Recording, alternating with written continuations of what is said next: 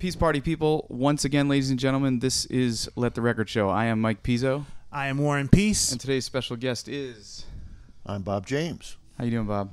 Well, I'm good. I'm kind of very flattered and a little bit nervous to appear out of my normal comfort zone. But I guess you're going to be asking me some crazy questions. Yeah. Yes. Yeah. So this is a director's commentary episode of Let the Record Show, and we're focusing on Nautilus today because it's obviously one of the most sampled songs in hip hop of all time. Yep.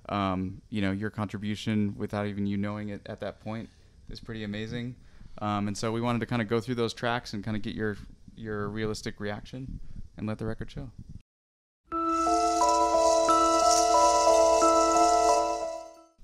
Some of my friends at home started calling me Oat. O-A-T, of all time. So they were referring to of all time because it partially makes you feel old. You know? In order to be in that category of all time, you had to be around for a few years. And so they were calling me Mr. Oat. I like it. Well, let's take a listen to Nautilus first thing. And, give me some background on this. How did you come up with the name Nautilus to describe the sound that you were doing? Give us some background on the story of this record. The most basic thing was, as you might notice when we're looking at the record itself, it's side 2. Mm-hmm. It's the last cut. Right. And at that time, it was the cut that we were paying the least attention to. Yeah. Because that was the cut that's in the center. It has the least bass. Mm-hmm. The quality is not as good as the outside cut. So the producers always want your best cut that's going to get the most to be on the outside. So there's Nautilus all the way on the inside. Mm-hmm. No one paid any attention to it. Yeah. And it was almost a throwaway. When we're doing the record, you have the things that you really zeroed in on. And I was lucky enough to have been on the session with Roberta Flack when she recorded Feel Like Making Love. Yeah. And I went to Creed Taylor, the producer of this record, and I said, I think maybe we might have a chance to be the first instrumental cover version. Mm-hmm. And as it turned out, we finished our record quicker than she did. Mm-hmm. So my record actually came out before Roberta Flack's first. So I was the first version of Feel Like Making Love, and she was not happy about it because that was not the correct way to deal with it. And we made up afterwards, and we became friends because she knew that I didn't really get in the way of her record. In fact, a lot of the DJs were playing both versions back to back. Yeah. So that was the intention. Nautilus, it was a little hook bass line thing. I was working with a bass player named Gary King, who I really loved, and drummer Idris Muhammad. Both of those two guys, I'm sure, are a major reason why the hip-hop fans felt it, because there was a groove happening on that tune. It was we loved it even then. But it wasn't the kind of groove that anybody was really paying any attention to that much in the 1970s. Right. So I had to wait for 20 years, I guess, or so before time caught up with me in this very, very strange way. Yeah. I didn't have a title for it. I came in with this sketch. I was probably calling it, I don't know, Last some track. number 104 or something like that. And Creed Taylor thought that the opening synthesizer sound that we were using sounded like a submarine. It sounded like something like that. And at that time, Nautilus was one of the most famous submarine. So it was really his idea to call it Nautilus. Yeah. And that submarine sound also, I think, registered with the hip-hop people because it's like short chunk that has a unique kind of a sound. Yeah, this record was the backbone of so many records that, we cut our teeth on as DJs and fans of hip-hop when we were younger. And, we didn't even realize we were listening really to Bob James because this was, sampled so many times. It's probably 300-400 times that it's been used, maybe more. Maybe up there toward 1,000, I think. Yeah. All right. The radio station we were at was also a big jazz station, KUMB in Vegas. So there you go. It was huge. So I would play songs of sample Nautilus, and we'd have guests up there. And they go, "Wait a minute, that's Bob James, blah blah blah blah." Oh, the jazz guys. Yeah. What are you talking about? And they go around the corner into the jazz library. And go, it's this song right here. I'm like, what are you talking about? And he played a song, I'm like, oh wow, that is that, and that's that song, and that's that song, and Right. we get to name songs after. Yeah, so yeah. we had a pretty good time going through your history, and Yeah. since the jazz catalog was right around the corner, we got, no, it's this record. What point did you start to notice that people were sampling the track? I mean, did you ever hear something on the radio and go, hey, that's me? The really early stuff, before this Nautilus started to take off, the very first rap sample that I remember being pointed out to me was Jazzy Jeff and Fresh Prince, Yeah. and they sampled Westchester Lady. Westchester Lady, yeah. But you couldn't even really call it a sample because they just used it. They played my record Right. like almost top to bottom, Yeah. and then rapped over the top of it. Yeah. Did not get a license, and it was so shocking to me that Yeah. I couldn't believe it happened. And the record was already out, and it was already pretty much a hit. So it was bad news and good news. Yeah. The bad news was I had to go after it to protect my copyright. Sure. But the good news was I got a very nice settlement out of the deal, Right. and so I was off to sort of like a good start. But it was still messed up as a business at that time. There was nothing in place to easily license Right. or to do it in a respectful way. And so there was a lot of education that had to go on, and a lot of that early time, I was being a policeman, which I didn't like to be. I didn't want to be an enemy or Right. anything like that. But on the other hand, they didn't come to me. I Right. wasn't creatively a part of it, Yeah. so I couldn't feel like, even on the stuff that I sort of liked, Right, I right. didn't feel like I had anything to do with it other than indirectly. Right. But eventually, as you've already started to describe, a lot of the young people, little by little, began to explore my stuff. Right, And so right. I got some fans for my own music as a result of these samples, and now I just smile. I mean, it's just it's still crazy, and things come along much more recent than this, like CeeLo Green when he sampled my Taxi. theme from Taxi Peas and stuff like that, that I just still can't believe it. And I smile, and I'm flattered by it, and fascinated by it, and it's weird to even be interviewed about it. Yeah. Well, and hey, Will Smith's not doing too bad these days. Yeah. Anyway, so they did all right. yeah, let's take a look at some of the records that sampled Nautilus. Yeah. And we'll get your reaction to those.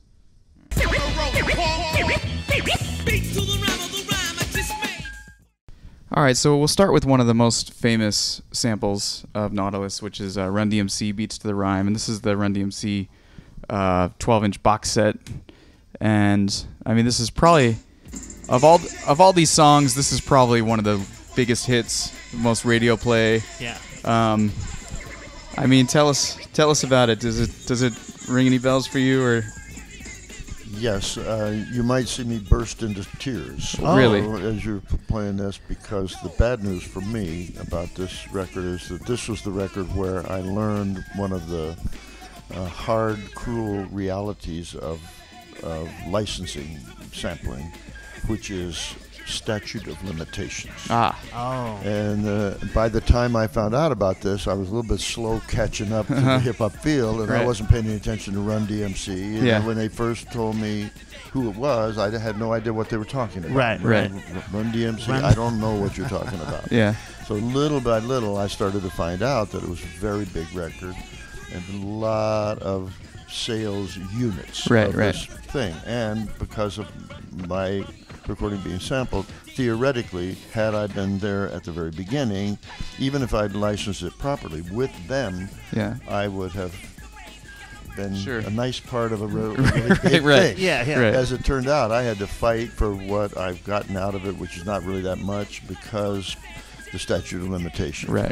If just while we're on the legal side of it, there's a big difference between a kind of relatively innocent usage and fraud. Right, If it's right. a deliberate fraudulent usage, then there's no statute of limitations. Yeah. But the fraud part of it is the most difficult to prove, To prove, the most yeah. expensive to go into litigation over, and then it's a really tough judgment call as to whether to do it. And I've only gone into the tough litigation a couple of times.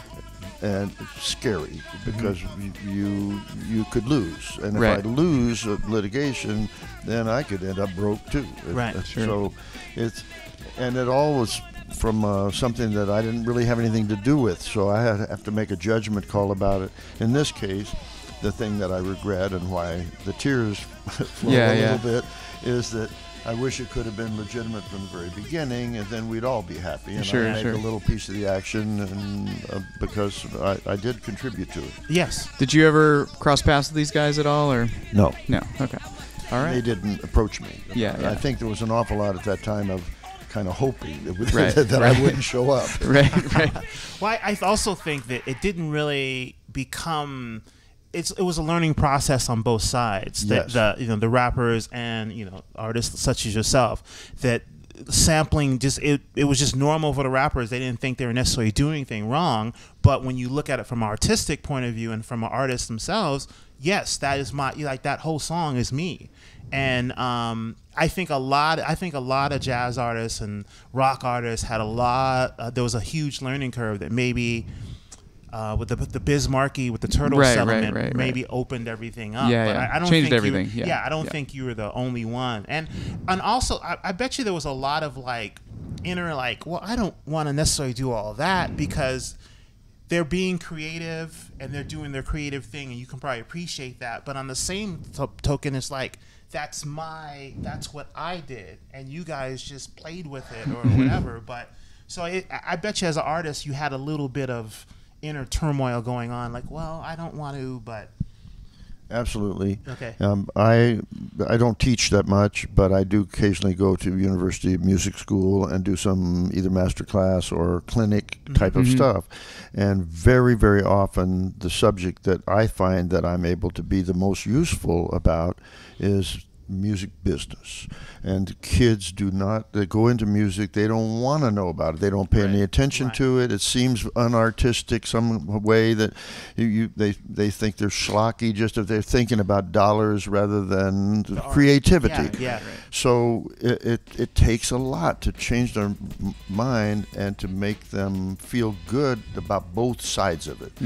Just being a good business person doesn't have to compromise your creativity, but it can make the difference between being able to make a livelihood out of what you do or getting ripped off or ripping somebody else off. Right. I just was with, and I don't want to mention his name because I don't want him to be embarrassed if he ever read this interview, but I was talking with a young musician friend of mine who's in his mid-20s, and he's very, very, very talented.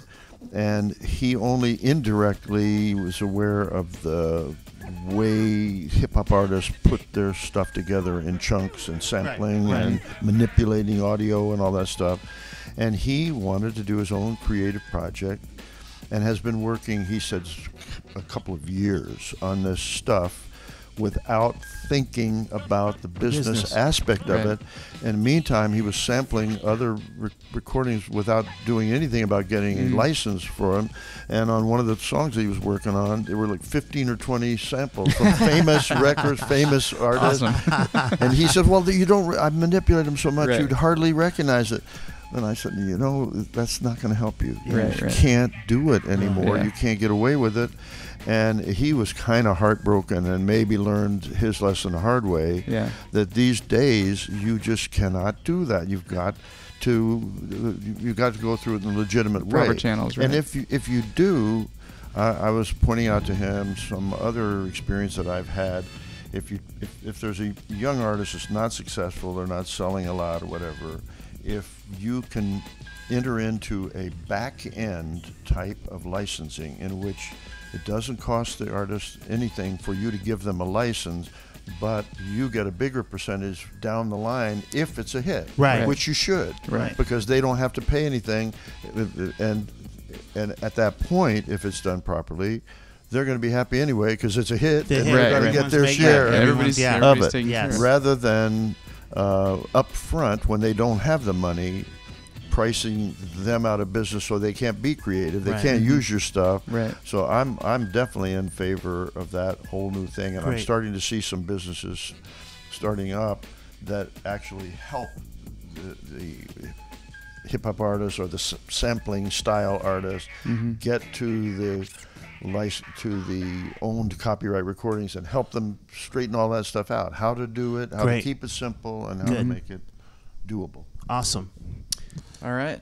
It's Run DMC, Beats to the Rhyme with Bob James.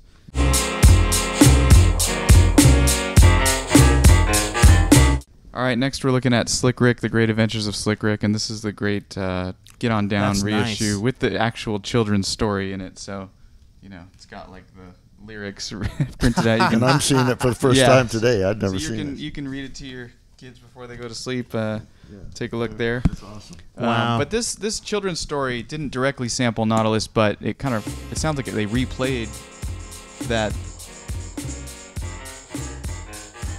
That's not a sample. That's a replay. Yeah.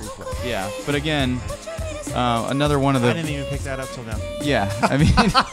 yeah. I didn't even pick that up till now. But I mean, it's one of the one of the you know, definitely iconic, classic. You know, there's no this song has no hook. It's one long verse. Yeah. You know, and it's a major staple. Yeah, we all probably memorize the song, sing along to it. But I mean, did you ever hear this in that era? And no, I didn't, and not until recently that I was even aware of Slick Rick at all. Right. But the difference here, as we were talking about the licensing and everything else, is that because it's a replay, it's a publishing issue, not the record itself. Right. Okay. Even though I own the record Nautilus, they don't have to get a license from the record. It's only from the publishing. Gotcha. Yeah, and then of course, I don't know if you're familiar with Montel Jordan. This Is How We Do It, but then that sampled this record. You know, so it's several chains, and you know. So all right, Slick Rick, children's story. Anything else you want to add? I thought about this a number of times, not specifically with Slick Rick, but maybe with Run DMC or with some of the others. Me sampling them back. Yeah. Like I kinda, why not? Kind of like a revenge.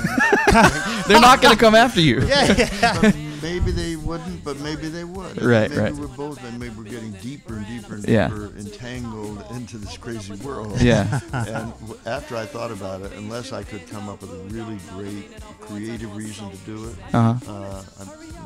maybe I just want to do my own thing. Sure. Where I'm in my comfort zone. Yeah. I thought about with CeeLo Green too. Yeah. He was so creative. Yeah. And so I started listening to his music. Yeah.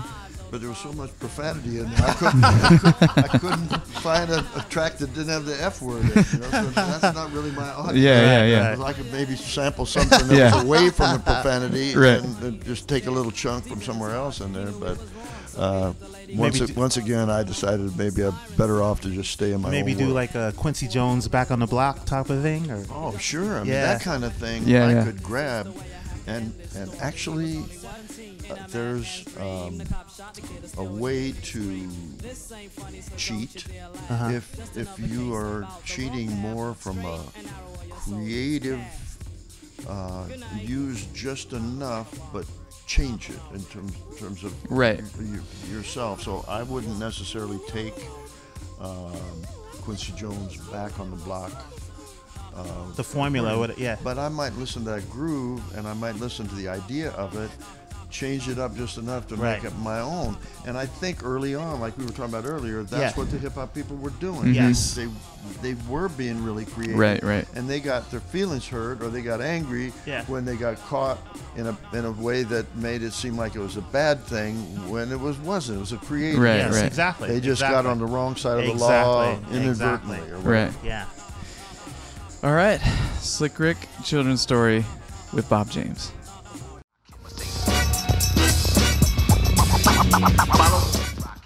All right, next we're looking at Eric B and Rakim, Follow the Leader. Yeah. This one,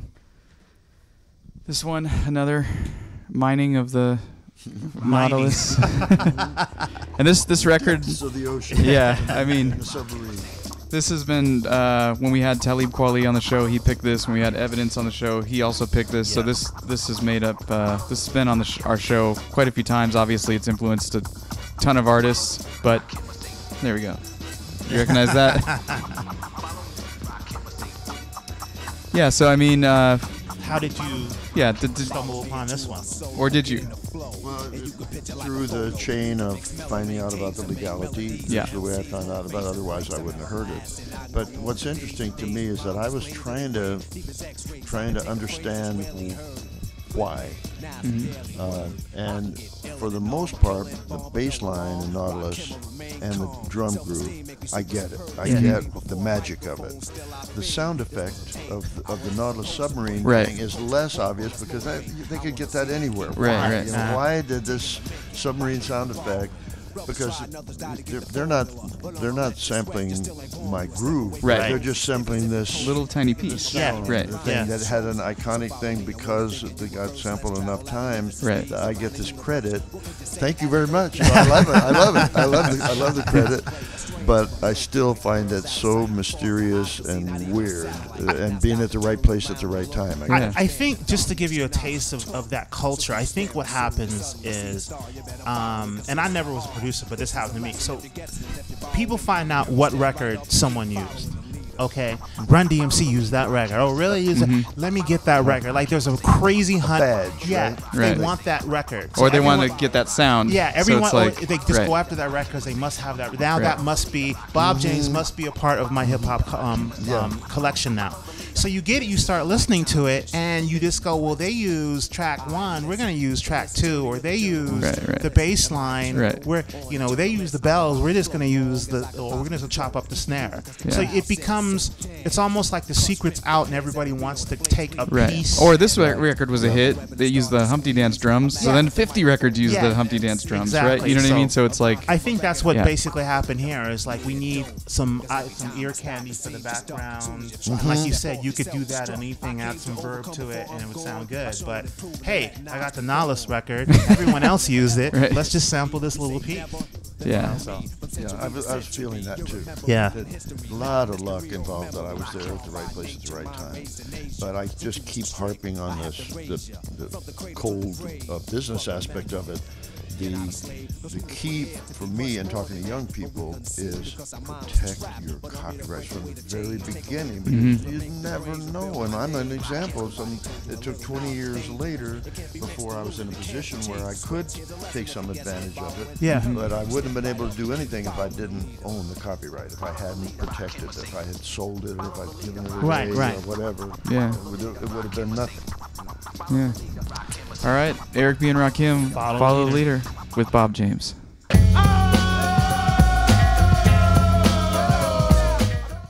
All right, so now we're moving on to Main Source Live at the Barbecue, and this is an important one because this is the first time that Nas appeared on a record. Yeah. And he actually said later in his career, I could have made a double LP just by sampling different parts of Nautilus. Which is hilarious. Probably not to you. Yeah, well, it is in a way, and he was one of the ones that I was fascinated by.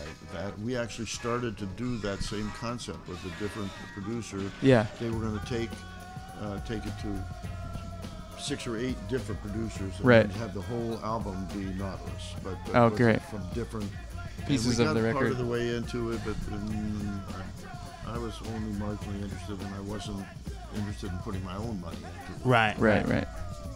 Never got finished. Okay.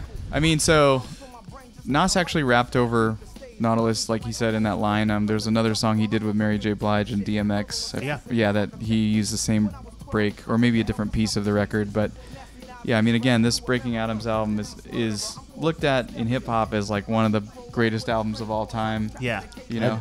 I'm learning that for the first time today. Yeah. So, and this is Large Professor who produced this record, and this is the first appearance of Nas, who would go on to be one of the top MCs. 5 MCs ever, and so at the top of some people's lists. Like, in many lists, he's the number one. Yeah. So is it amazing to you that your break basically gave birth to one of the greatest rappers of all time? I mean, many of them. Was he kind of competitive back and forth with Jay-Z? Yes. I remember some there was some stuff beef going on, ego and whatever. And I remember just from my standpoint, is there some way that I could take advantage of this? That both of them kind of need me, or at least I felt that they did. Yeah. But I couldn't quite get a hook on how to do it. Right. And I really felt better about just being peaceful and doing what I do. Yeah. Doing a good job of it rather than feeling the need that I had to grab their stuff or go into a competitive thing or whatever. So I didn't do it, but I was aware of it. I was aware of this thing going back and forth between those two people in their world, and that in some way, because the music part of it was indirect to them. They needed my chunks. They needed it. And I was like, shoot, somehow could I have had a high-powered manager going in there going after them. But then at the same time, in the same field, it's a scary field, and people are getting murdered. And a whole bunch of other stuff like that. I thought, do I really want to be part of that? In the middle of that, No. There was a lot of egos thrown around there. Yeah. Just for my short time knowing you, your ego isn't that big, so you're good. You're down there, guy. But also, they reconciled, and they're friends now, Jay-Z and Nas. So that's cool. They've appeared at each other's concerts, done songs together, and so it's good to know that's all. And that's the other thing that I wondered, appearing in a show, do something on one of that completely different circuit of performances and different venues, different audiences. But I had an identity there, but it wasn't a visual identity very much. And am I going in there as a 70-plus-year-old man? When I turn my hat back, is that going to do it? Who's the security guard out there with Nas? What is that guy coming in here? No, I don't think so. All right. Well, Main Source, live at the barbecue, featuring Nas and Bob James. And this is the Vinyl Me Please reissue. Nice. On amazing Breaking Atoms like vinyl. An egg yolk just put right yeah. There.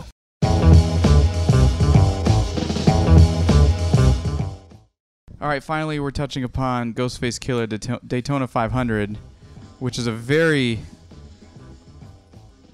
liberal use of this sample. I mean, they just looped this. Yeah. Give me your thoughts. What do you feel? Kind of bursting into tears again. Yeah.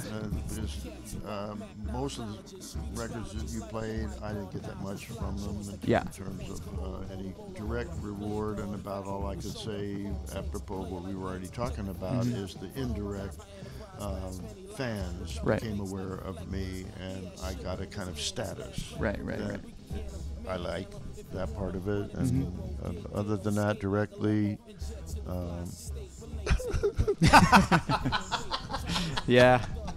I mean, they must have played this on loop, 60 times or something in this 3 or 4 minutes, So, but we love this record. but we also love Bob James. So there you go. Yeah.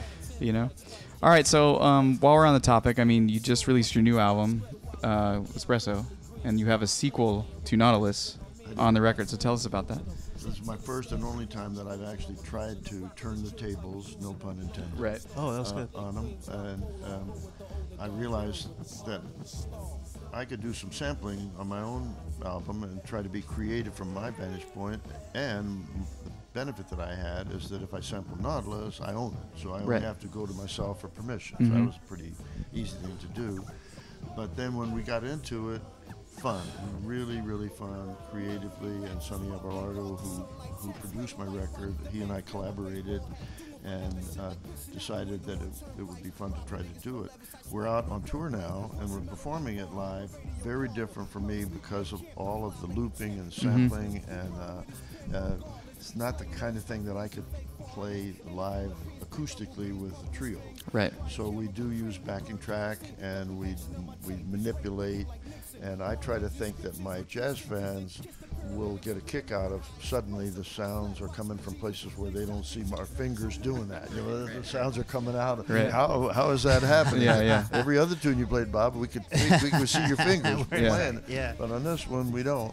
So we definitely have had fun, and of course we called this new tune Submarine to make reference to the fact that it was Nautilus that we were sampling. Yeah. All right, so the new album is Espresso. It's out now. It's out now. Definitely look for that. And we're touring all over the world. After we leave here, we're going to Indonesia and then back the East Coast, New York. We go into New York Blue Note in November, and it's really fun to have something new. I haven't had a new album as a solo artist in over 12 years, so that's great to be out on the road. Yeah, well, we're happy to have you, and happy to hear some great new music. You know? Yeah, yeah. And thank you for helping me shed some light on what the original Nautilus was like, and I still like my own version best. Yeah. All right, Ghostface Killah at Daytona 500 featuring Raekwon and Bob James. Thank you very much. All right, this is Let the Record Show. I am Mike Pizzo. I am Warren Peace. And today's special guest was... I'm Bob James. Thank you for being here, Bob. Amazing conversation. Thank you. And whether you know or not, you had a awesome... still continue to have an awesome contribution to hip-hop and the culture and people's record collection. Yeah, we appreciate you. Thank you. Very flattered, very proud of it, and I look forward to this next generation of how hip-hop goes down in history, hopefully with respect and with lots of those rough edges cleared up. Yeah. All right. Cool. The Oat. Peace. We're out.